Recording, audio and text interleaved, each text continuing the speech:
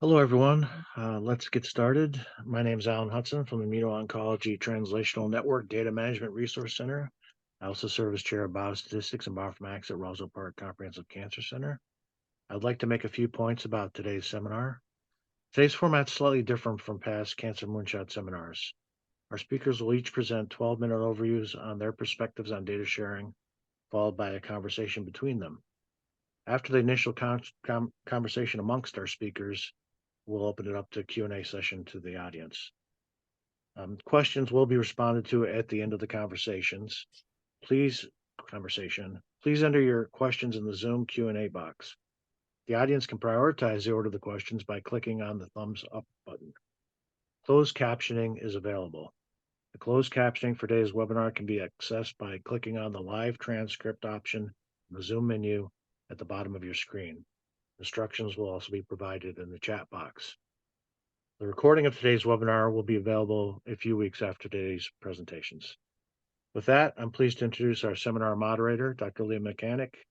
Dr. Mechanic is a program director at NCI's Division of Cancer Control and Population Sciences, where she leads the program team for participant engagement in Cancer Genome Sequencing Network, PECGS.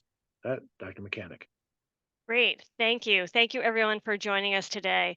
It's really my pleasure to be here today. So I'm Leah Mechanic. I'm be moderating. Unfortunately, Emily Boja could not make it today, but we have asked Dr. Jamie Guidry-Oval to join us for the Q&A to help us with any questions for the Office of Data Sharing.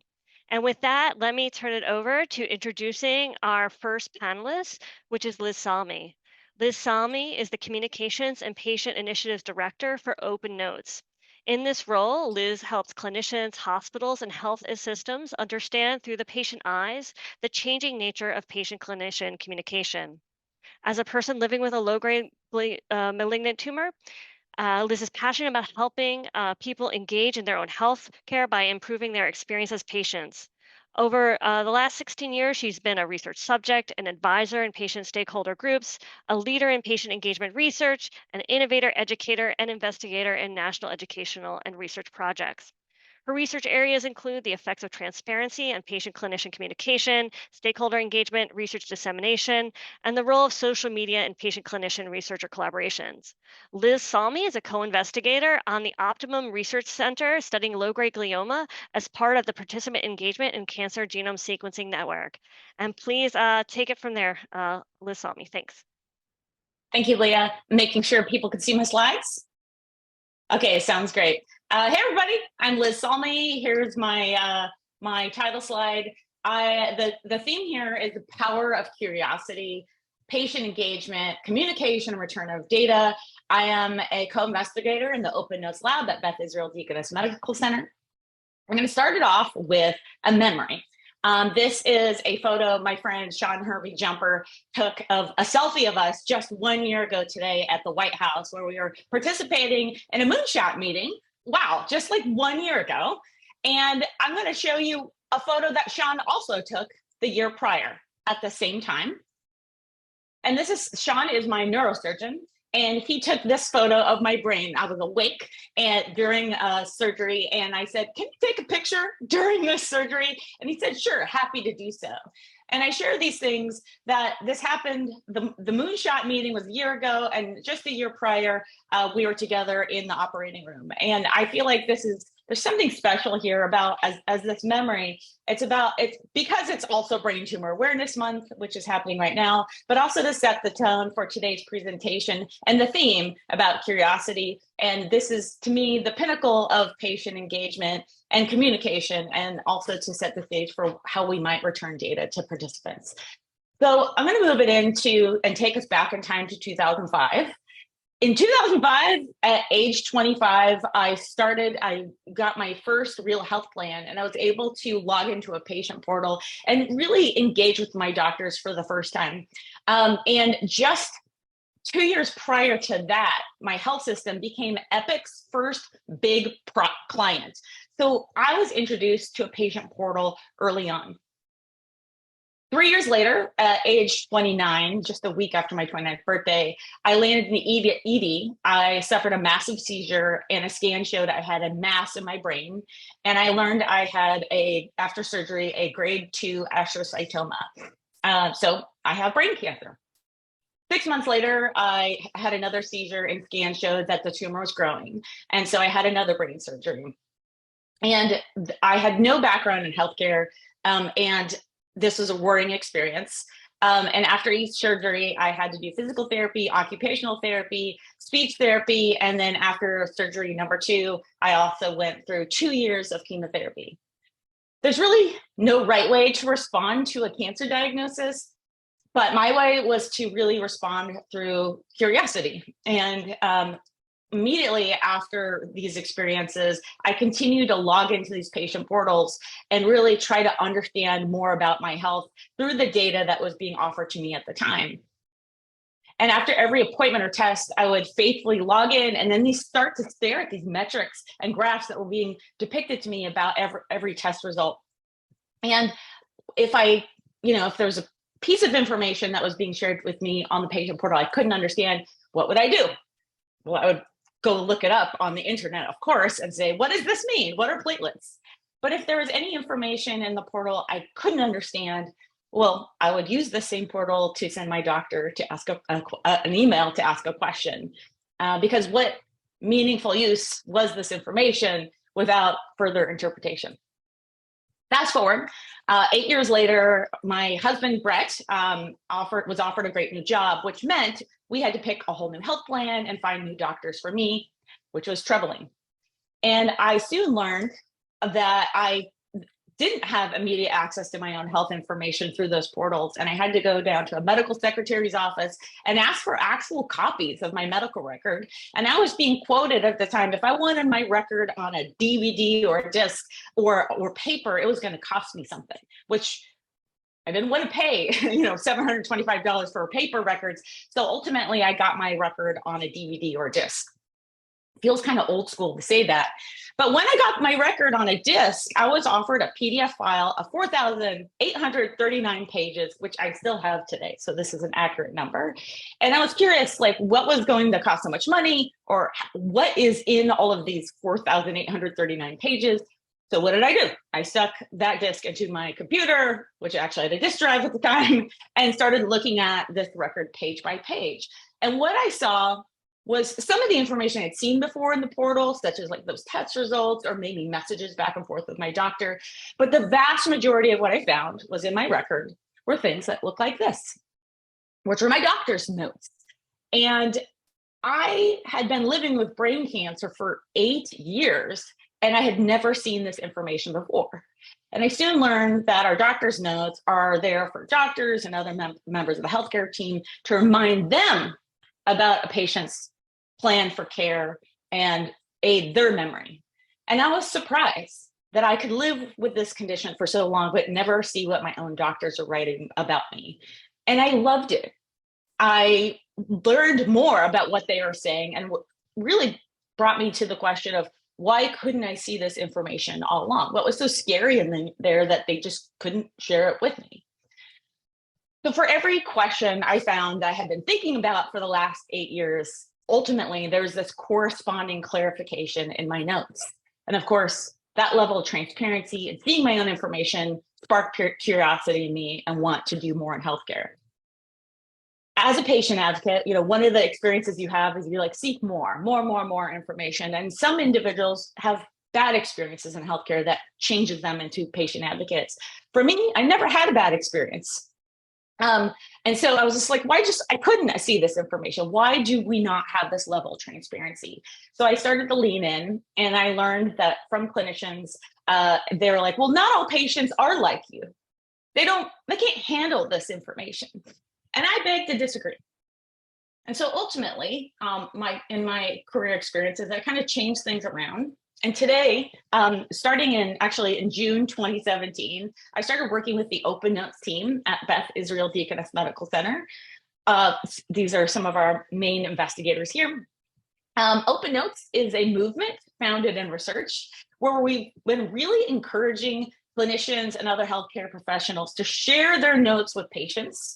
We are a team of clinicians, social scientists, and a patient advocate or two, and we've really been identifying and disseminating about best practices around what happens when clinicians share their notes with patients. Open Notes is not a technology, it's not an app, it's just this concept, an ideal of when clinicians share their notes, it makes communication easier between clinicians and patients. There is a whole field of research that's been launched around this. I'm going to show you a screenshot of like every single paper ever published, but ultimately what we found over the years that when patients have access to the information and could read their actual notes, they feel more engaged in their care and they are more likely to take medications as prescribed. More than 120 published studies on this concept. Please go to opennotes.org/publications if you want like more background on that case. But this has been going on for more than a decade now. So much so that by 2020, we got to a point where we had disseminated the concept and the understanding of how transparency improves care to about 260 health systems around the country, about 52 million people, around ultimately getting to 15% of the US population. And to clarify that this concept was really been studied within outpatient settings, not inpatient settings, and not always in cancer. But some cancer health systems were like, let's do this too. By 2021, things kind of changed. And those of you here in this cancer population would know that the 21st Century Cures Act kind of changed a lot of things. As a result of the Cures Act, it really empowered all people to have access to their health information through these new emerging technologies. It also required that people could get this information, such as their notes, immediately, without delay. Like it's right there in those patient portals, and also required that research that's federally funded would be open access. So to this Open Notes team, we're like, wow, cool, the notes have been opened. Mission accomplished. Like we won, okay, well, now what's next? But soon we found that, we were like, hey, everything's been solved. Patients have their notes. Now they're going to start reading them.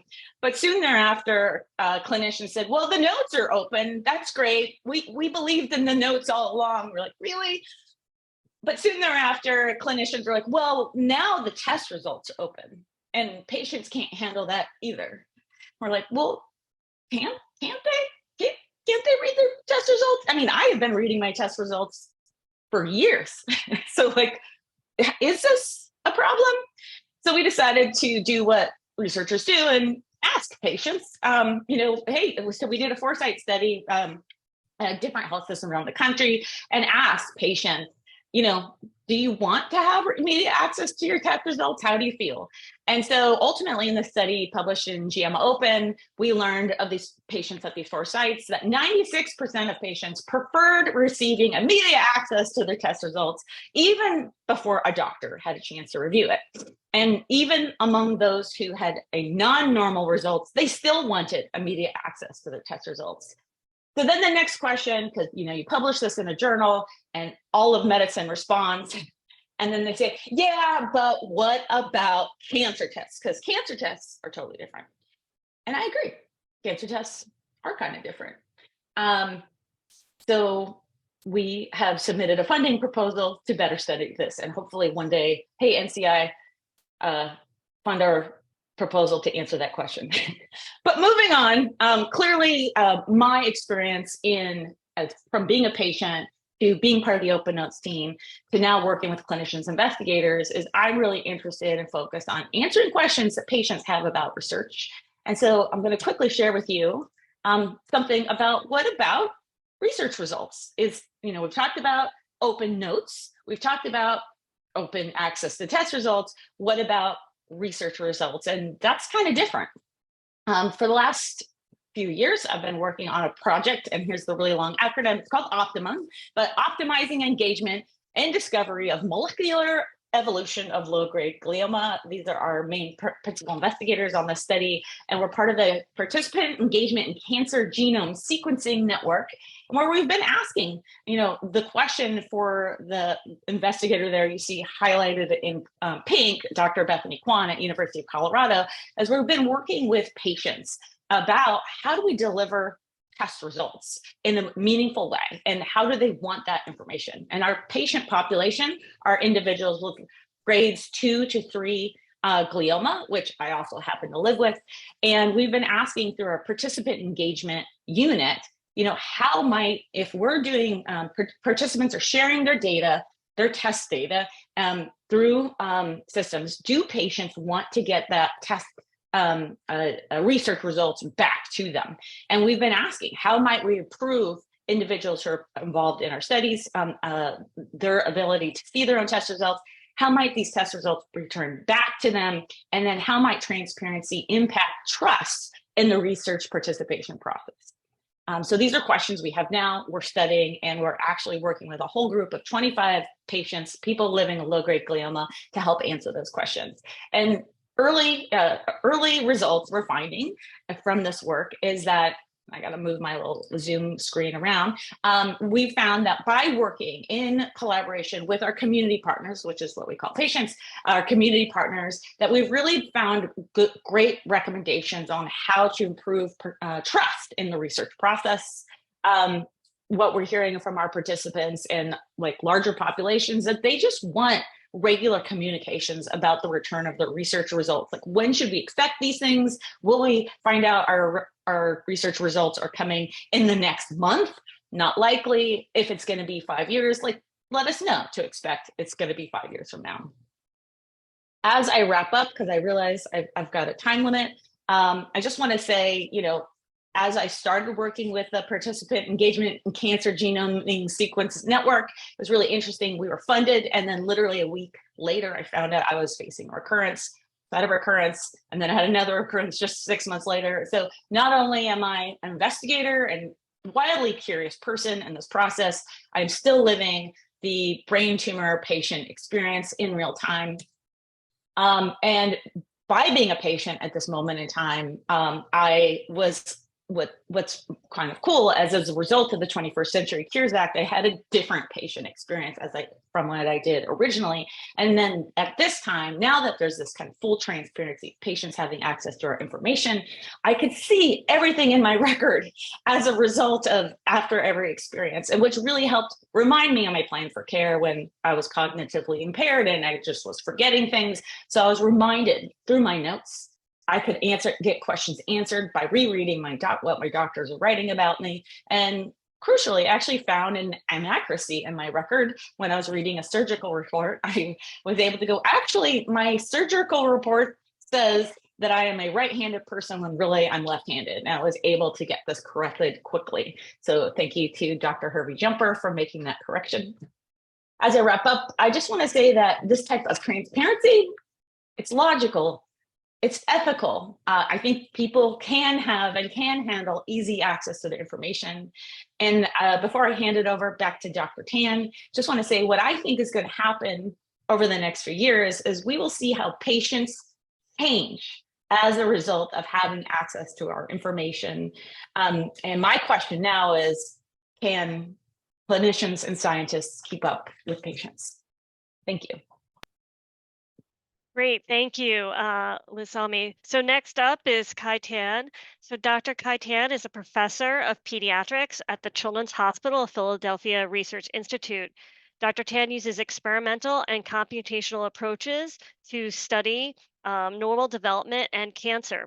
His laboratory is using an integrative approach to dissect the gene regulatory networks controlling embryonic hematopoiesis, T-cell differentiation, and oncogenesis. He's also developing computational algorithms for constructing models of transcriptional regulatory and signaling networks by integrating multidimensional genomic, epigenomic, and transcriptome datasets. Dr. Tan is here today to share his perspective as a member of the NCI-funded Human Tumor Atlas Network, where his research team has established the Center for Pediatric Tumor Cell Atlas to better understand clonal evolution and tumor heterogeneity at the single cell level for 3 types of high-risk pediatric cancers. And with that, I'll turn it over to Dr. Tan.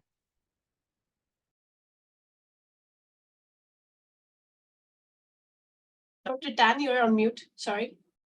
Oh, sorry. Can you hear me now? All good. Thanks. Great. Thank you for that kind introduction. Thank you, Liz, for that inspiring presentation from a very unique patient and researcher perspective. I think you present a very vivid story of why data sharing is so important. So for my presentation, I will briefly, as a scientist, I will hopefully address what can be shared and how we can share or improve it. So the title of my talk is Data Sharing H10 Perspective. Okay, as Leah mentioned, I'm an investigator of the Human Tumor Atlas Network. It's one of the 12 programs in the NCI Cancer Moonshot Initiative. So today I really are speaking on behalf of my colleagues in the H10 network.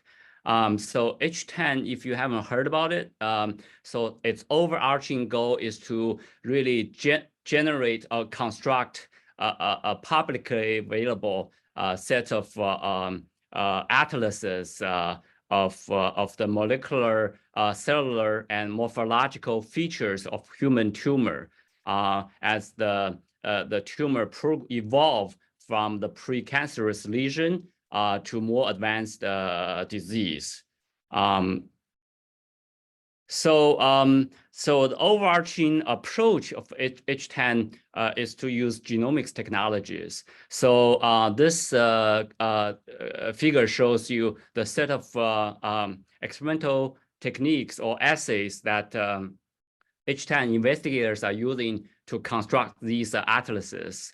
A very unique feature of H10 compared to previous public atlasing effort is the heavy use of so-called single-cell technologies, as indicated by these green circles. So why use single-cell technology? Because that allows us to better understand the intratumor heterogeneity of cancer, which is the major driver of cancer evolution and therapeutic response. So as I mentioned, H10 is constructing atlases with multimodality data types, including molecular data, cellular data, histological data, anatomic data of the tumor, and more importantly, all these different data types are linked to the patient clinical data, such as clinical outcome. So what can we learn from these atlases? Well, we can learn multiple things about the tumor. First of all, we can learn what kind of cells in tumor, even in a given tumor type. So we can learn what are the gene programs that are driving the tumor cell growth. We can also learn what kind of cells interact with the cancer cell, which is a very important information. For instance, what is the interaction between the cancer cell and the immune cell? That's important for designing new immunotherapy strategies.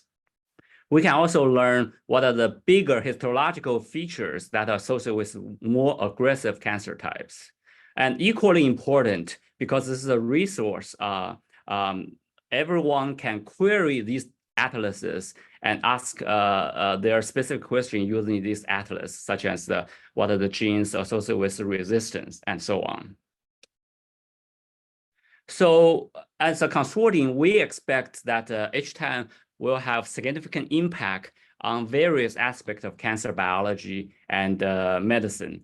For instance, clinicians can use these data to better stratify patients for treatment options. Scientists can also use H10 data to nominate a new drug target and study them to eventually develop new therapeutic interventions. And also, clinicians and patients can use these kind of data to help guide new clinical trial design.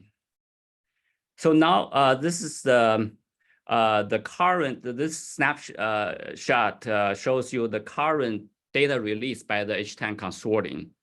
As you can see, the current data covers 56 type of cancer, involves about almost 2,000 patients, And about 8,000 biospecimens from these patients have been characterized using 26 different type of assays, generating a huge amount of data. All these data are publicly available through the H10 data portal. So now I just like to briefly talk about before our discussion, what is the H10's effort to adhere and also promote to this so-called FAIR data principle? So FAIR stands for findable, accessible, interoperable, and reusable. It is originally developed by the Go FAIR Foundation and adopted by NIH as in their strategic plan for data science. So what is H10 doing to promote FAIR principles? First of all, in terms of fundable, H10 investigators has developed a common H10 data model for clinical data, biospecimen, genomic, and imaging data. All these data models are leveraging existing, whenever possible, data standard across the scientific community. So all research participants, biospecimen and derived data associated with a unique H10 identifier as shown in this cartoon. And through the use of metadata, one can trace back any data file to the donated biospecimen. So in terms of accessibility, the Data Coordination Center of H10 has developed the H10 data portal as shown in this example screenshot. Each atlas is organized by the research center that construct that atlas. For instance, we are involved in the pediatric cancer. Our center is listed here. So all the data and the metadata are fully publicly accessible through this data portal. And more importantly, all the H10 publication include data set identifier if relevant. For instance, this example is a paper we published recently. You can see the PubMed ID of the publication. You can also see all the data type linked to this publication. So this not only facilitates the data accessibility, also facilitates data reuse. For instance, if someone want to reanalyze our data or want to use the data for developing new computational tool, that's all make it much easier. The researchers can go directly from the literature search result to data access. So what about interoperability? H10 is a huge consortium using various type of assays to construct the atlas. So to make our data really reusable and reanalyzable across the wider scientific community, we have developed a standard data model, as I mentioned previously. These data models leverage existing data standards, such as the NCI Genomic Data Common Standard, the Human Cell Atlas, the Human Biomolecular Atlas Program, and the Minimal Information About Tissue Imaging Standards for tissue image data. And also, finally, in terms of data reusability, H10 data or metadata are released with a clear data usage license. The data associated with detailed provenance, as you can see here, the example provenance table give you all kinds of information regarding the data. And finally, the data meets, as I mentioned previously, meets domain relevant community standards. So not only we are defining the data, developing approaches to address the FAIR data, adhere to the FAIR data policy, we are also actively engaging research patient or patient advocates to participate in our research. So we are working with two patient advocates shown here, Jacqueline Smith and Christina Ipotoma. Jacqueline is a two-time melanoma survivor. Christina is the mom of Dylan, who was diagnosed with osteosarcoma. Both of them were actively engaged cancer research before we reach out to them. They have been so Jacqueline is represent the African American community and adult cancer patient community, and Christina represent the Asian patient community and the pediatric cancer community. They have been participating in our H10 steering committee meetings regularly, and also the annual research meeting. They have provided very critical input in terms of how do we identify, diversify the patient cohort, the basic science preclinical model we're generating, and data access. So with that, I'd like to thank H10 investigators, especially the Data Coordination Center for defining and generating the data standard and the data portal, and obviously patient and family and advocates. Looking forward to the conversation. Great. Thank you so much. These are really both great, fantastic presentations. So now we're going to transition to a conversation between Liz Salmi and Kai Tan. And to open up this conversation, I wanted to ask you both a question. What do you both see as challenges for making data shareable from your perspectives? I think the challenge for making data, making data available to whom?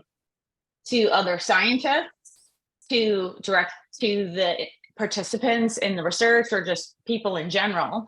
And so I think you're asking about between institutions. I think that's probably the question.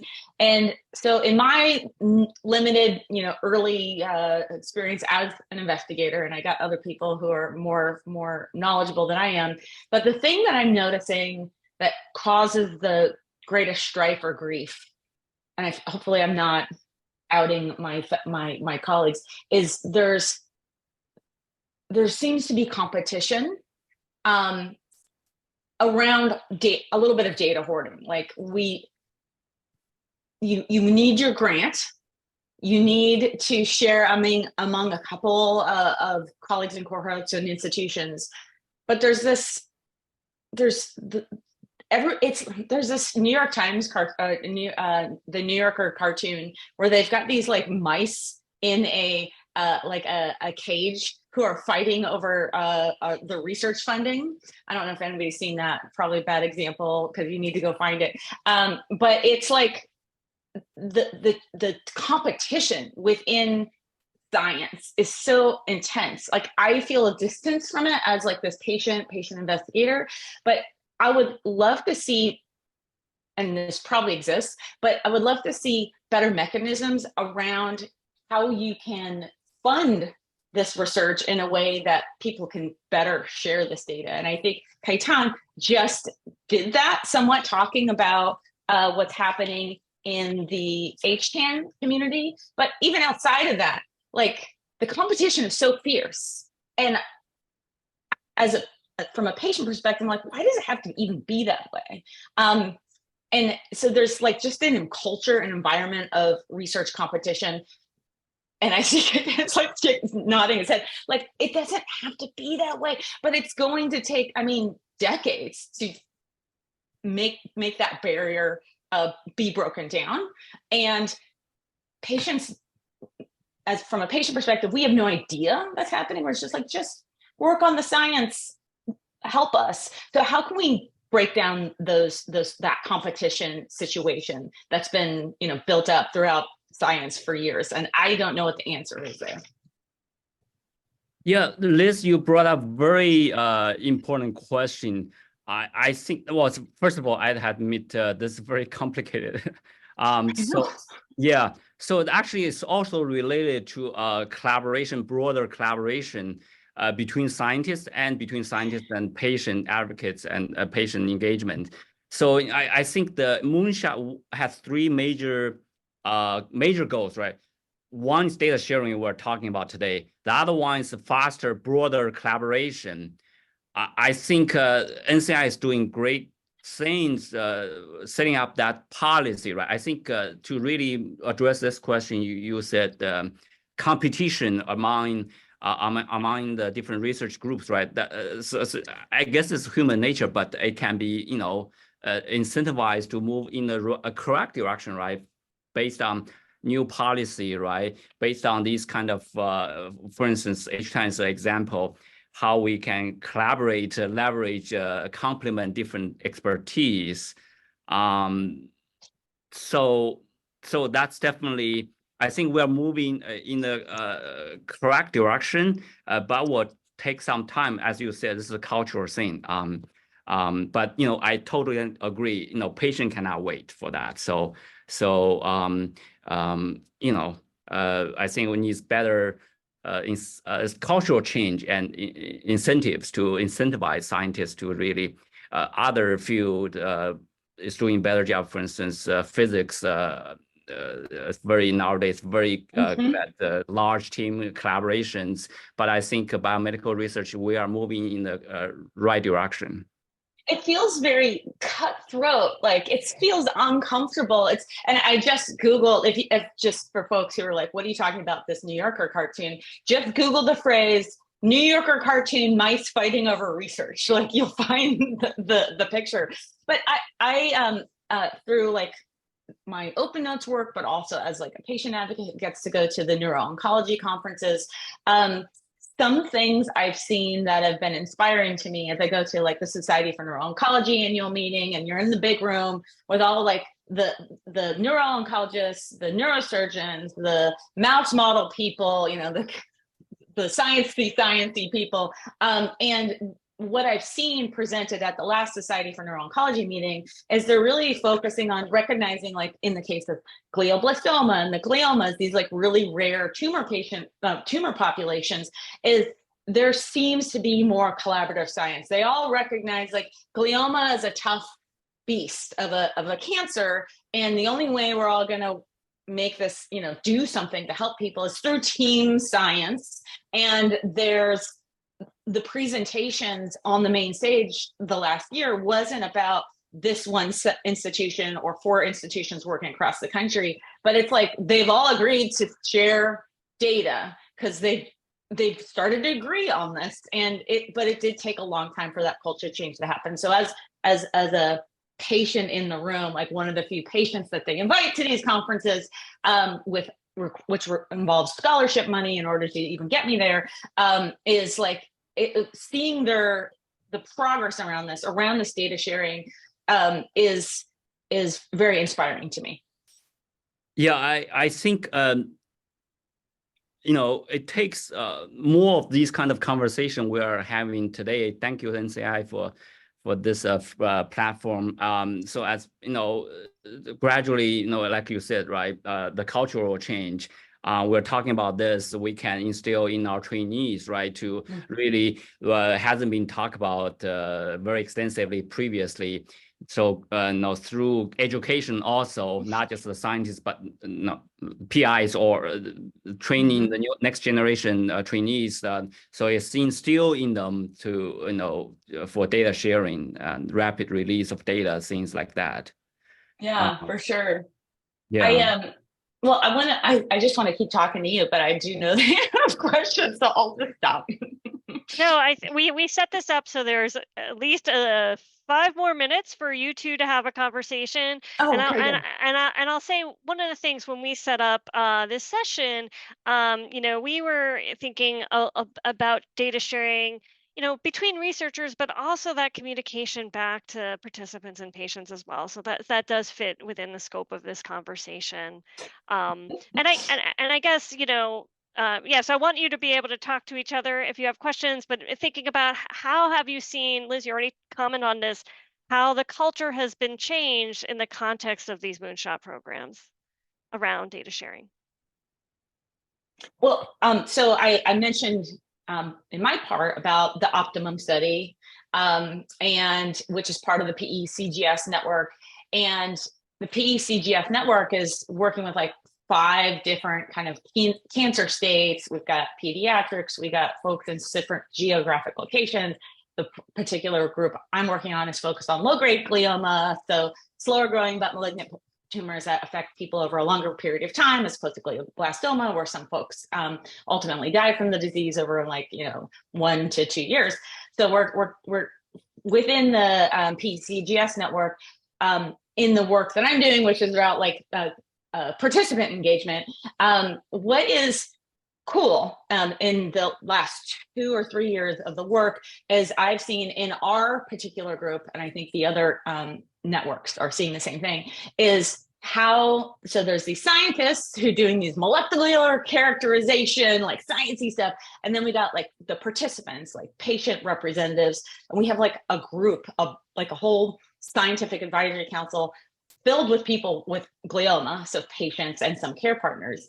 And so when we put these two different groups together, the scientists and then like the patient voices, and then we have this like investigator who's Dr. Bethany Kwan. Her area of research is how to bring these two groups together so they can have collective conversations and agreement and co-design. She's just a mastermind. I don't know how she does this, but she's able, like a amazing communicator between two different domains. So what we've learned over the last first year and then second year and moving into year 3 or 4 is that when you put these two groups together, one, they learn from each other, of course, but the language about how they talk about things just changes. Like as opposed to the clinicians and the scientists talking about research subjects, they're saying these are the participants in the research. They're not calling us patients anymore. It's all about participants and recognizing like there's no way you're going to get the data and the populations you need in order to do your studies if they don't trust you. And so like bringing them in along the way has like grows the number of population and who can even be involved in the co-design of this work. So it's like just putting people together, language changes, culture changes between both sides. And then also the participants in the studies, they're just having a great time learning a lot about science. And they're like, now I can finally ask the questions I've always had. And then they tell their friends and so on and so forth. Curious though, what you're seeing, Kaitan. Yeah, I totally agree. I think the other thing, I guess Leah asked I want to go back to the question Leah asked, what is the challenge in terms of data sharing? Liz, you talk about the cultural from a patient perspective, right? Since there's a competition, I totally agree. We talk about that. And from a scientist or data generator point of view, I see another challenge is so I mentioned the H10 data is multidimensional. The challenge there is how do you harmonize the data and set standard for sharing the data, right? Liz, you mentioned open notes. Those are mostly clinical data. There's also the clinical data also very diverse, right? We haven't dealt with clinical data that much, but clearly there's also, I think, need standardization, right? And so I think that's the biggest challenge from a technical point of view. And the other question, your point is share to who, right? I would add share to who with what, right? There's the issue of genetics information, right? Privacy issue. That's also, if you broadly share data, especially genetic data, there's a security issue and other implications. So I think these are also related challenges. Yeah, it definitely gets complicated, but this is really an important conversation. I think we have, so I think I'll transition now to some of the audience questions, if that sounds okay, unless you have a burning question to ask each other.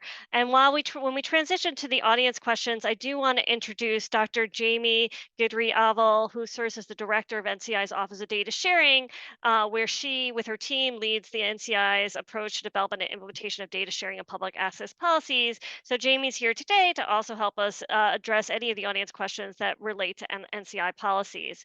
But I'll start with the first question from the audience, and Liz, this is for you. And it's, have you done any work in the area of data sharing between health systems? It's wonderful when patients can see the records. It'd be amazing if the doctor could see all of your records across multiple systems and facilities. Oh, so there's the research stuff. And then now we're talking about just between health systems doing their own data share. Yeah, so what's been interesting in the open notes specific work, which over the last 7 years was sort of been part of the team, is we recognize that, we've got the main electronic health record vendor we're all aware of is Epic, but then we also have, I think Cerner has renamed itself, but there's hundreds of different EHR platforms, but the main one would be, say, Epic.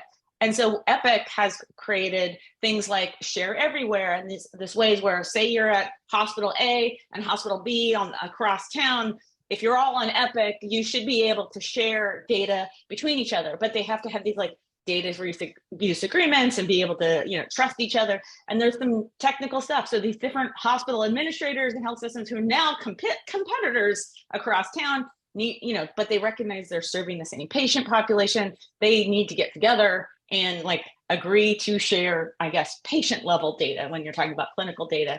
Now, say you're at hospital A, and then, I live in Sacramento, California, so I get my primary care at UC Davis, which is Epic, but then 2 hours away at UCSF, which is where I get my oncology clinical care. These two electronic health records, all on Epic, for a couple of years, did not connect and share data with each other. And as a result of the 21st Century Cures Act, they're kind of have to. And so they're doing it. So from a clinical data perspective, and it's really interesting as the patient user, I have two different ways to log into these two different portals, and they do connect, but I'm not able to, like, the data doesn't all merge into one space. I kind of have to log into two different spaces.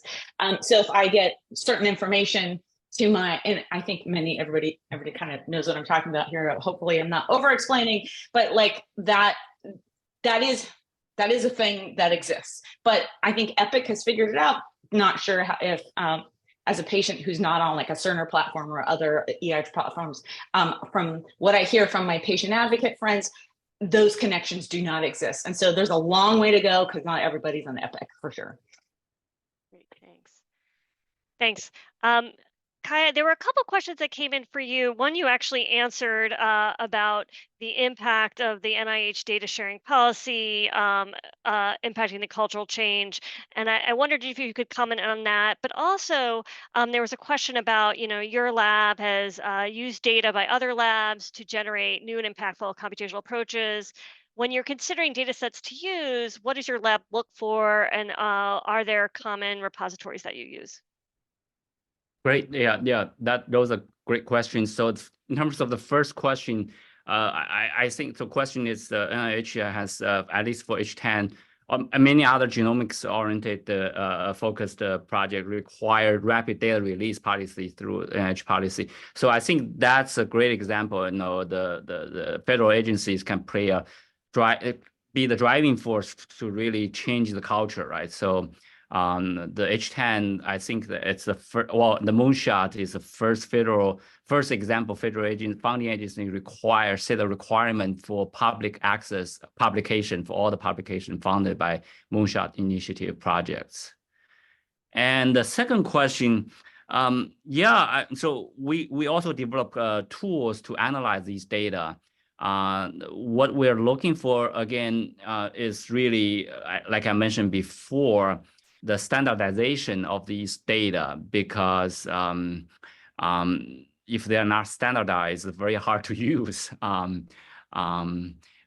So and also, I think NIH has a large effort to harmonize the different data sets from the Common Fund projects. So I think that's a great initiative.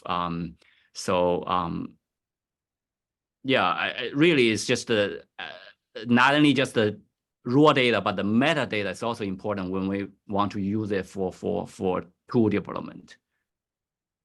Yeah. So there's a few questions really about concerns about sort of the expense related to data sharing and the expense related to de-identification and how do we deal with this? And I'm wondering if you have any thoughts about that. I think it's a challenge, but maybe how we address these challenges.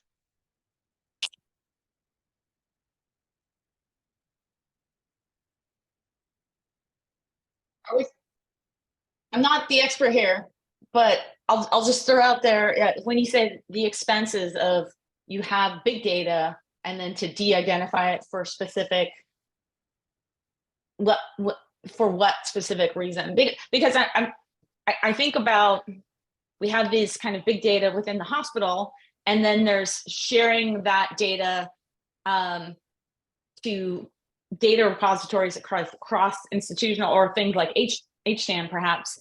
But from a patient advocate perspective, I do recognize that sometimes that big data is sold to large organizations and that outside of HIPAA covered entities. Like, this is the thing, big data shared outside of HIPAA covered entities as population data.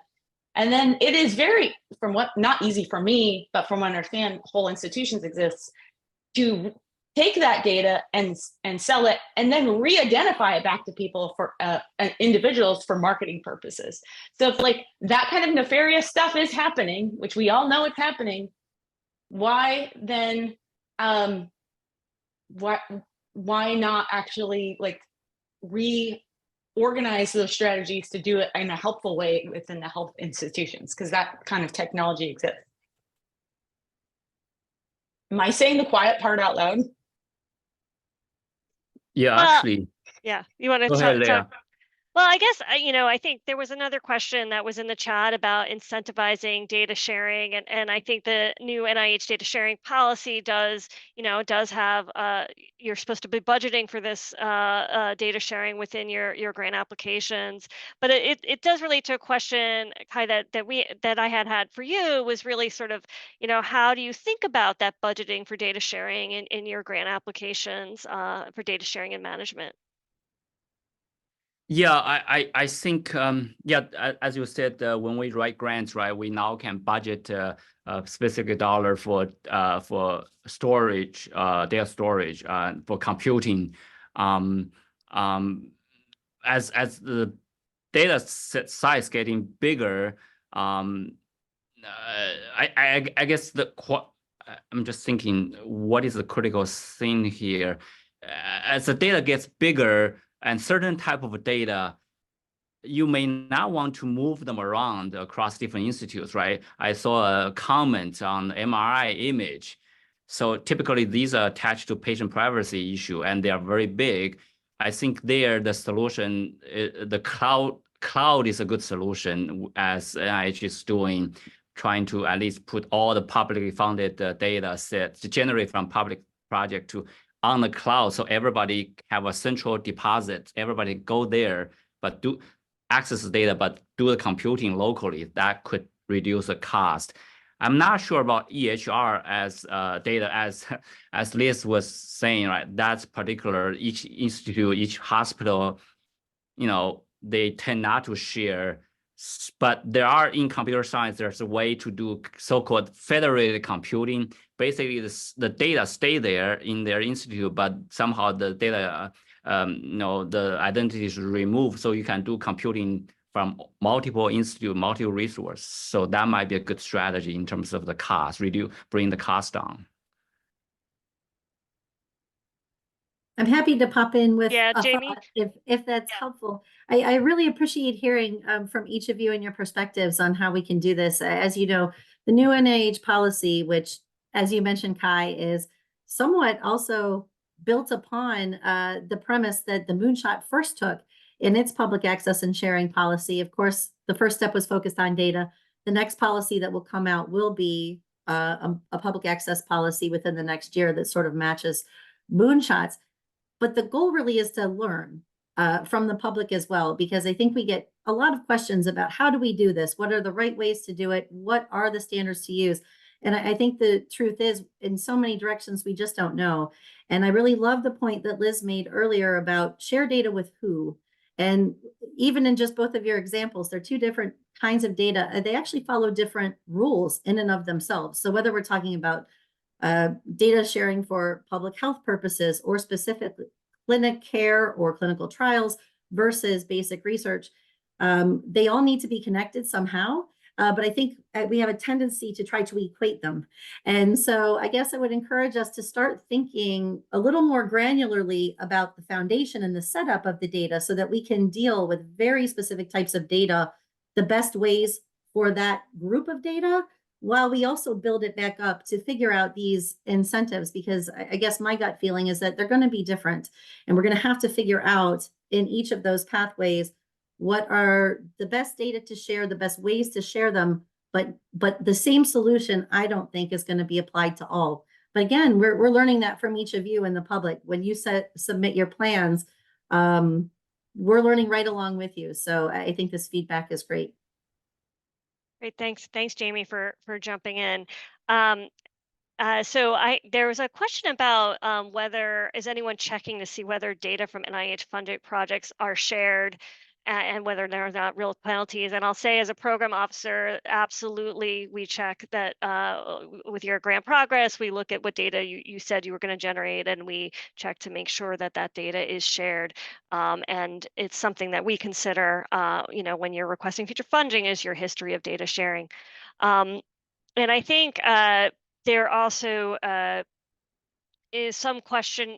There was a question specific to Kai about, what do you do in the situation where a patient refuses sharing of his data? I think that comes down to the consent, and if they didn't consent for that, you would honor the consent. But I don't know if you have any other thoughts there. Yeah, we have the consent form if the patient I think if the patient don't consent, right, we won't actually have a biospecimen, so we won't have the data actually. So it's all upfront. Patient have to agree with the consent form first. And our consent form is, generally require broad sharing of genomics data and imaging data. So. Yeah. Okay. Thanks.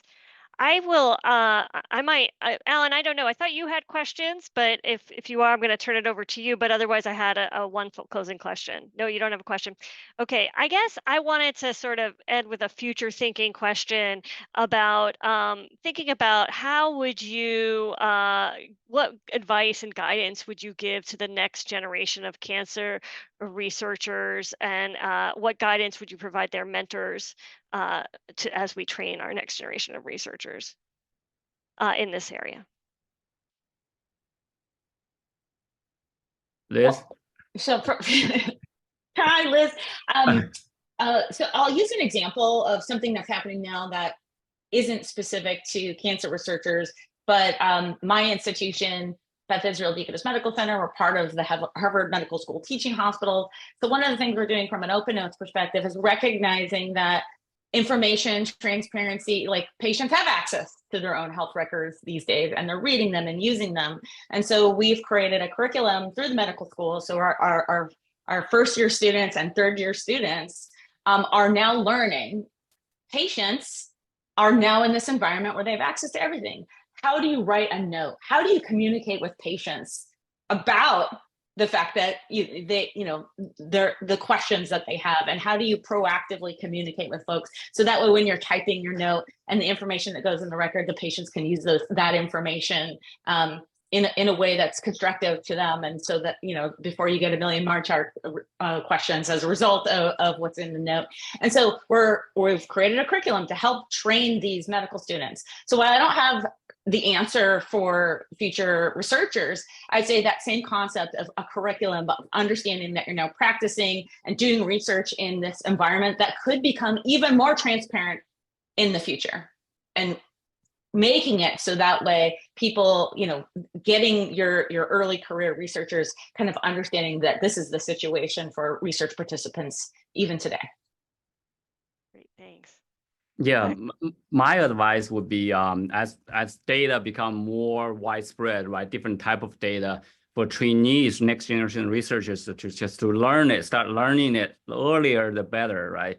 So as Jamie was saying, right, we as investigators still learning these things. So I think the earlier you start learning, the better. And the different consortiums actually nowadays have all the junior investigator meetings. We talk about these things. I think there is a cultural shift of as we all talk about data science. This is part of the data science.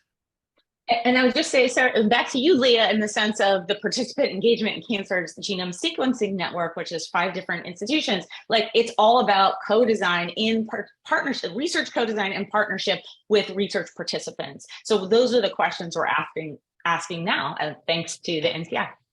So with that, we're at the top of the hour, and what a wonderful way to cap off our 4+ years of Moonshot seminar series.